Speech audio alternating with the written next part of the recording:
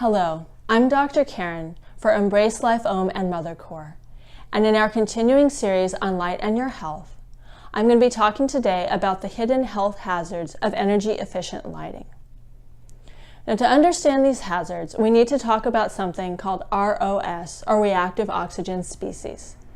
And this is a chemical species in which the oxygen molecule or molecules do not have all the electrons that they want. So they very actively attack other molecules trying to get these missing electrons. Now, ROS are constantly produced in our body as a natural byproduct of using food and air for energy. And our body is also constantly using these species for our health. For example, the immune system uses a lot of ROS to kill pathogens. And the body uses ROS for cell-to-cell messaging, to maintain homeostasis, and for other essential functions. But at the same time, the body produces a lot of antioxidants to neutralize ROS, and it has a complex repair system to take care of ROS damage. Because if the ROS get out of control, they put us in a state of what is known as oxidative stress. And in oxidative stress, the ROS are attacking members of our own body. For example, if the ROS attack our DNA, it can lead to DNA mutations, eventually leading to cancer. If it attacks our neurons, it can lead to diseases such as Alzheimer's and Parkinson's. And if it attacks our neurotransmitters or our neurotransmitter receivers, that can contribute to ADHD, autism, and depression. In fact, there's probably over 100 different diseases in which oxidative stress can play a very important role. So, of course, we want to reduce oxidative stress in our body. There are a number of environmental and lifestyle factors that can increase or decrease your oxidative stress. For example, eating junk food will increase your oxidative stress, while eating fruits and vegetables will decrease your oxidative stress.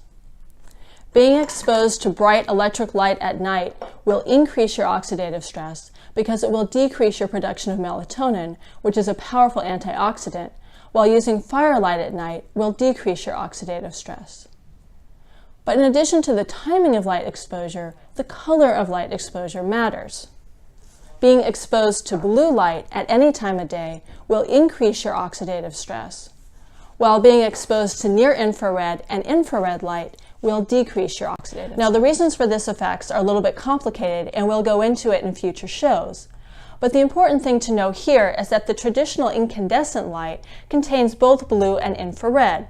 In fact, 90% of the output from these bulbs was in the infrared realm, or heat. They made light bulbs more energy efficient by eliminating this infrared. So your fluorescent bulb still produces the visible blue light, but it produces a lot less of the infrared. And your LED bulb produces even more blue light with a negligible infrared output. So when you're spending your time under fluorescent and LED lights, you're getting a bunch of oxidative stress from the blue without the balancing antioxidative stress from the red. The computer, flat screen TVs, and cell phones that we spend so much time looking at are based on LED technology. So all these screens have tons of oxidative blue light without having the decreased oxidative effects of the infrared. Now, as we've constantly increased our unbalanced blue light exposure over the years, we've seen a corresponding increase in oxidative stress diseases, such as Alzheimer's, autism, macular degeneration, and depression. And when smartphones became popular, we saw a jump in depression and suicide, and we also saw an increase in teens going to the hospital with psychiatric disorders. In addition, studies have shown that there is a correlation between how much time teens spend in front of a screen and how likely they are to be depressed. Now, blue light is unlikely to be the only factor here. Obviously, there's other kinds of radiation coming out of the phones, and there's other issues with screen use. But the science indicates that the unbalanced blue light exposure is an important factor in this increase in oxidative stress. So what can you do to reduce oxidative stress in your body from artificial light exposure? And one of the best things you can do is get out in the sun, because the sun provides an excellent balance of blue and infrared light. And I want to emphasize here that blue light is not bad for your body. If you get it in the right balance and in the right times, it's excellent for your health. And the sun will give it to you at the right time and in the right balance, in particular if you make sure to get out in the morning, the noon, and in the evening.